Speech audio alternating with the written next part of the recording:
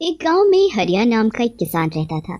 इस साल हरिया ने अपने खेत में बैंगन की खेती की थी और बड़ी ही अच्छी पैदावार हुई थी। एक दिन वो खेतों से पके पके बैंगन तोड़कर शहर की सब्जी मंडी में बेचने जाता है।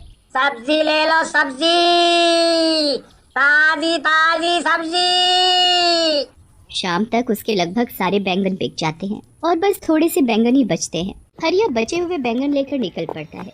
रात काफी हो चुकी होती है। हरिया अपनी बैलगाड़ी से घर वापस आ रहा होता है। रास्ते में काफी सुनसान जगह पड़ती है और उस जगह एक चुड़ैल का वास होता है। वो चुड़ैल काफी समय से भूखी होती है। जैसे ही वो हरिया को वहाँ से गुजरता हुआ देखती है, उसके चेहरे पर खुशी की चमक आ जाती है। अरे वाह, आज तो बड़े दिन बाद कोई आदमी यहाँ से गुजरा है। आज तो मुझे कुछ न कुछ खाने को मिल ही जाएगा।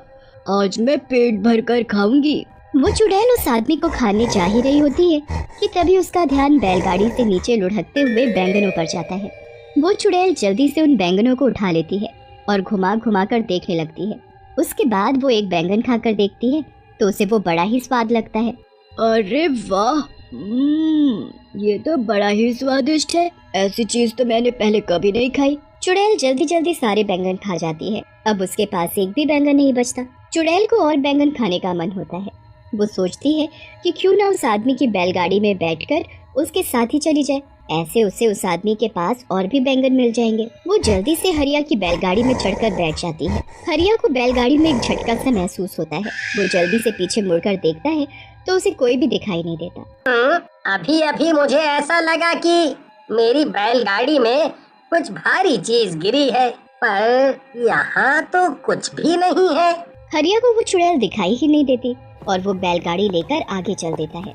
चुड़ैल बैलगाड़ी में बैठकर हरिया के घर तक पहुंच जाती है। हरिया तो घर के अंदर चला जाता है, पर चुड़ैल आंगन में ही रह जाती है और सबके सोने का इंतजार करती है। लता, अरे ओ लता, जरा एक गिलास पानी तो लेकर आ। अरे आप आ गए, मैं अभी पानी और खाना दोनों लेकर आती हूँ। जब तक आप मुंह हाथ धो लो।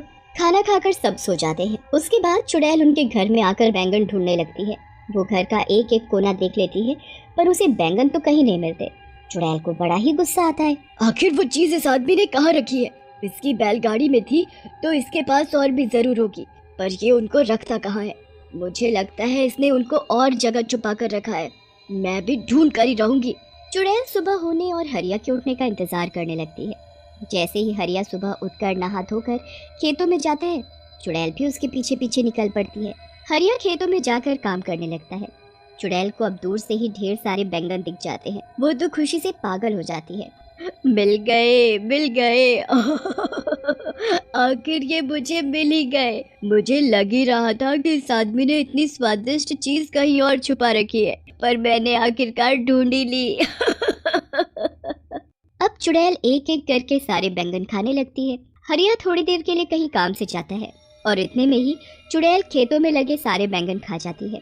जब हरिया वापस आता है तो खेतों से सारे बैंगन गायब देख बड़ा हैरान होता है।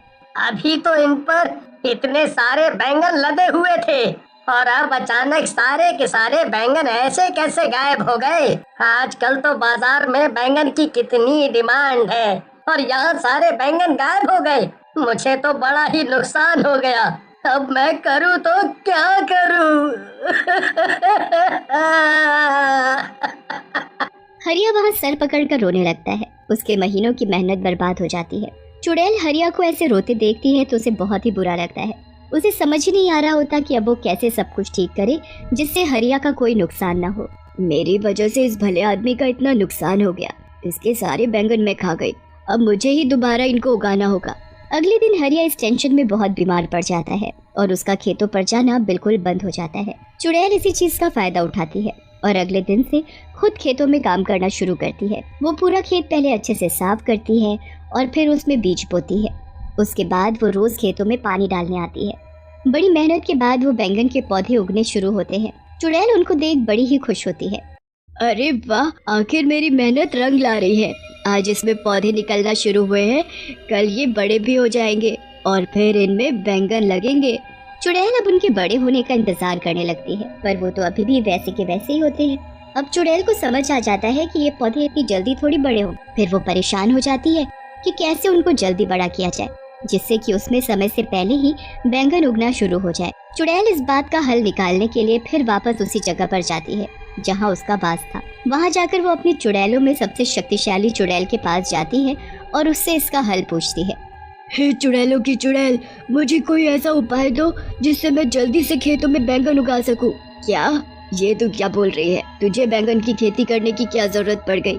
बस मैं क्या बताऊं, मैंने पहली बार बैंगन चखे और वो मुझे इतने स्वाद लगे कि मैंने किसी गरीब और भले आदमी के खेतों के सारे बैंगन खा लिए। बेचारा इस सदमे में बीमार हो गया, बहुत रो रहा था, तो मुझे देखकर बिल्कुल अच्छा नहीं लगा। मैंने उसकी मदद करने की कोशिश की और उसके खेतों में फिर से बैंगन की खेती शुरू कर दी, पर अब वो पौधे अपने तरीके से धीरे धीरे उग रहे हैं। ऐसे तो वो बहुत वक्त लगाएंगे और महीनों में उसमें बैंगन उगेंगे। बेचारा वो आदमी तब तक क्या बेचेगा और कैसे अपना घर चलाएगा? उस बेचारे के घर में उसकी बीवी और 2 छोटे छोटे बच्चे भी हैं। ठीक है, मैं सब समझ गई।